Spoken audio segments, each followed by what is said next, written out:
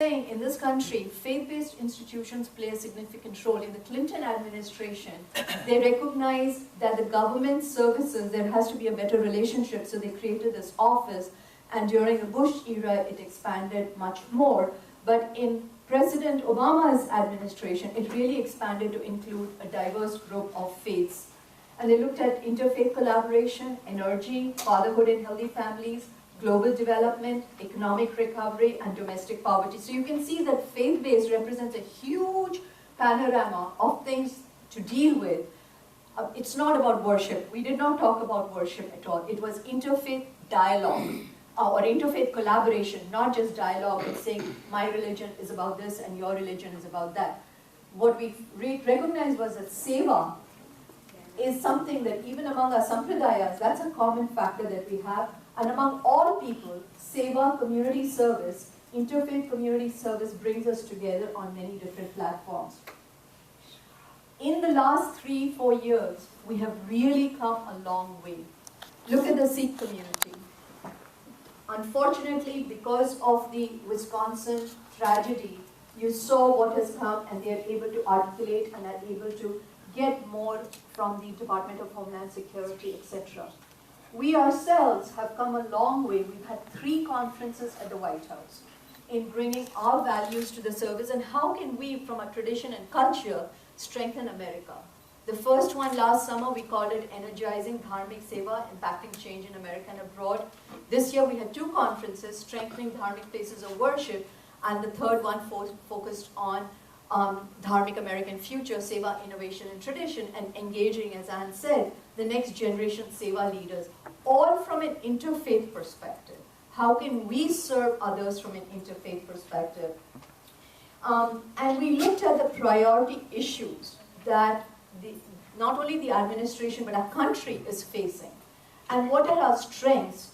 So one of the first things we had done when we were doing, we produced a strategic report which we gave to the president in the summer of spring of 2010, based on, these are the 12, 13 federal agencies, these are the strengths our community has, these are the gaps that we have, where are the places where, not just as Dharmic people, but as Indian Americans, how can we serve, what are our strengths, and we talked about developing Seva centers, which many temples, many churches already have, in which you are looking at your own community and the community at large.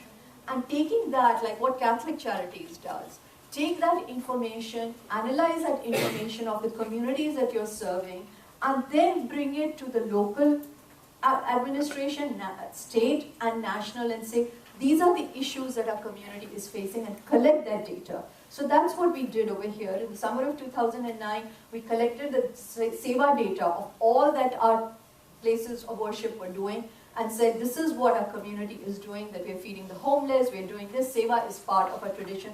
So we brought this voice up front. And it was a paradigm shift. It was really empowering, being in the White House with all the people and seeing our own faith being represented. We honored the South Asian military for the first time at the White House. The youth identified that we need to create care packages. People of Eastern traditions are isolated very often. Their traditions are not recognized. The temples need to go out and reach out and bring them. We've been writing on Huffington Post and Washington Post blogs, the voices of our community and what they need.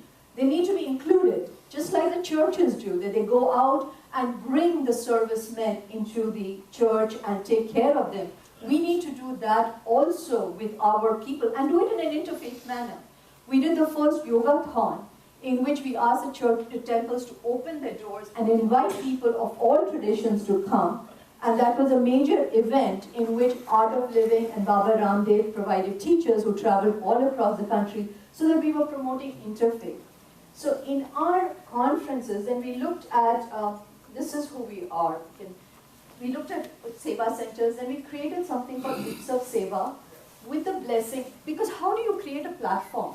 We were trying to create this space and say Seva is part of our tradition.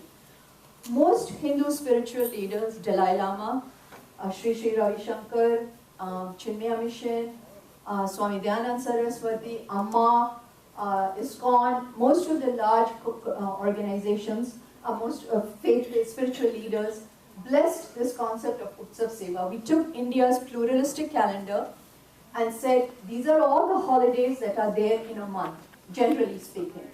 What is the underlying theme of that? Let's invoke that when we are doing Seva. For example, when we are celebrating Navratri. What is Navratri? It's about the strength of the woman. We do puja and all, which is great, but then we also honor. It's about empowerment of women. So in Wichita, Kansas, we had 3 AmeriCorps working with us. They created, with the University of Wichita, they had a program in which they had Miss Kansas, who's a Christian. They had an Indian Muslim doctor and a Hindu person, and they talked about the strength of the women, the journey of the women. So like that, we've created a theme for each month. And we are encouraging, and we really hope NFIA and its organization will take a look at Utsav Seva, that when we are celebrating Diwali, call it Dhan Seva, do something for the homeless. When we, in December, we don't have, the other traditions have holidays, serve that in an interfaith way, the Hindus don't have it. So that way we've created this Utsav Seva concept. From the beginning, we've had essays and brought the youth in and said, how are you going to do Seva? What community service project are you going to take and implement in your community? And this year's summer focus, the 3rd conference that we had, was on next generation Seva leaders. We asked them to take a project, go out for a year, do it, and then we'll come back again, hopefully to the White House next year, which I'm quite confident we will, and show what we have done. How have we impacted and made a difference in the local communities in which we are working? Then yoga, Ayurveda, all of those are from our tradition, and yoga, as you know, is very well accepted in this country. People doing yoga, it changes. So there is Sean Corn and a group who have Off the Mat into the World. They've created something called Yoga Votes that take the value of yoga and bring that compassion into bipartisan politics. We have been inspired by them, working with them. We've created something called Seva Votes. When you're going out doing Seva, it changes you. You're doing it in a detached way. You're doing it for others. Why not bring that value into the voting process? Health and Human Services took our perspective of yoga and put it on the website. We've been part of the Pela Challenge, President's Active Lifestyle, and have promoted yoga. We took the leadership role, Hindu American Seva communities took the leadership role in promoting yoga. So we've been engaged, we've been accepted, we are at the table. But we need these infrastructures and we need to do it now. And we need to demonstrate to the country and to ourselves and to our children, because that's where engagement comes. The youth are interested in doing, they're not just interested in knowing about a faith or religion, they want action. Yeah. These are ways in which you create action for them. And you're doing, as an American, these are American priority issues where our traditions are accepted. Linking them up with it and doing it. Dr. Rajan Anand spoke at our last conference about My Plate. My Plate is really my thali, right? If you look at it. 2 vegetable or fruit, 1 protein, 1 yogurt or dairy product, 1 carbohydrate. That is the simple thali.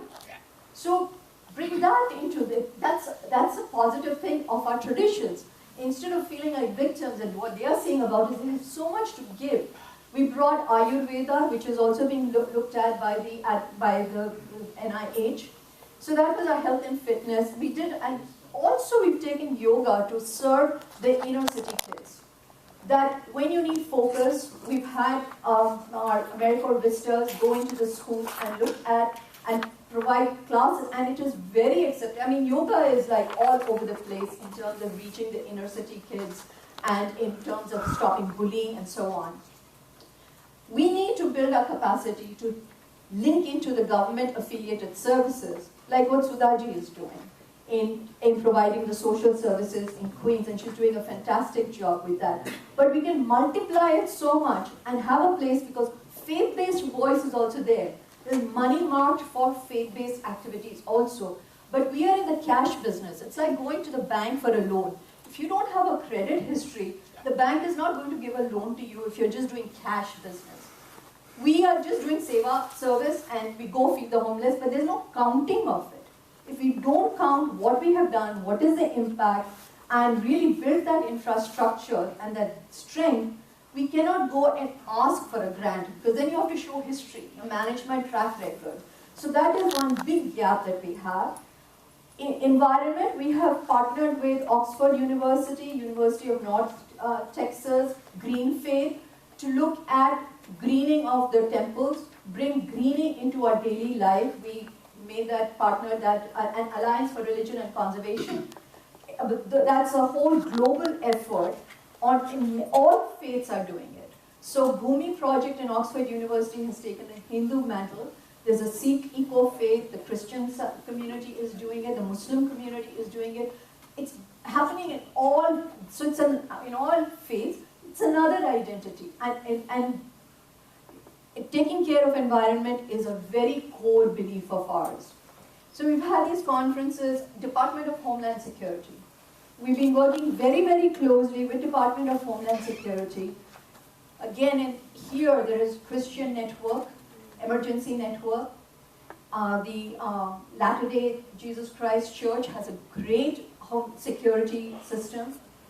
The Muslim community is just beginning to develop its own security system. The Jewish community has SCAN, security network, in which all the synagogues are connected. If something happens, the information goes out. That kind of education is coming to the Sikh community now. In New Jersey, we are working very closely with them to bring and to help everybody understand, if you see something, say something. And we are working with the Hindu temples to bring an awareness that we need to come together and do this not just local level, on a national level. And so that it's, again, communities of faith being empowered to take care of themselves, so that if there is a problem, it's disseminated to everybody. And so we want to do all this, hoping to do that. Oops, I went right to the end. I'll just skip quickly and just give you, I just wanted to give a feel of some of the things that we hope that we've got these, the Senate, the Congress, the White House, we've got the Seva, we hope there'll be many Seva centers. We hope all of NFIA organizations will think of having a Seva center. It doesn't have to be faith-based. It's an interfaith Seva center in which you're doing services for your own community and the community at large, deal with priority issues, but then if we can share the information and collect that information, that is what we would like to do, collect that information, analyze that information, and give it to different groups. So these are some, I already went through all of this, what we are trying to do. We also hosted the first USAID conference for the diaspora community, the Hindu community and the diaspora community, because we are not there. No Indian organization has received funding. Forget faith. No Indian organization has received funding from USAID. They have applied for it, but not really received funding. Again, those are things collectively we need to come as Americans go and serve India through USAID. Go and serve Africa, which has a big need. But we need, again, to have that infrastructure and be able to go. And we did try to bring that awareness. Then senior citizens, all of that. Refugees, Bhutanese refugees. When Dr. Anand was there, we had somebody from the highest level who takes care of the refugee community come and speak to us. We have found Bhutanese refugees have the highest level of suicide in this country. They're trying to figure out why Bhutanese, they're the only Hindu group which is here, why are they committing suicide compared to any other refugee group. So that's another area that we have brought to focus. So there are lots of different things that we have done, and the administration has heard our voice. They are aware of the concerns.